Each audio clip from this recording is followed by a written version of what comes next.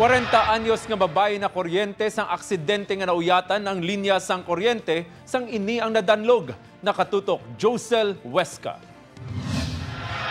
Wala makasalbar sa patod na kamatayon si Mary Joy Fresnillo sang ini ang nakuryente sa sagwa sa Ilapuluyan sa barangay San Juan, Dumaraw, Capiz. Suno sa iloy sang biktima, makadtutani sa pihak nga balay nga ila ginaarkilahan ang biktima agud maligo sang hinali nga nakadanlog. Ang kuryente, diyan nag-ano sa bubon.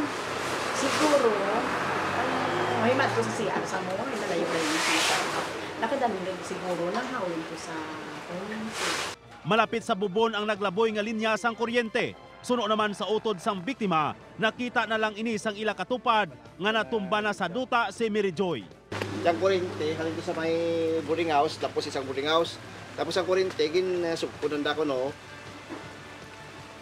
Kasi ang kuryente, open guro, ay electrical tape.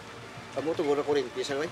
Giningagaw pa nga dalon sa Medicare Hospital sa Banwasang Dumaraw, pero ginbawian gid sang kabuhi ang biktima. Josel Huesca para sa One Western Visayas.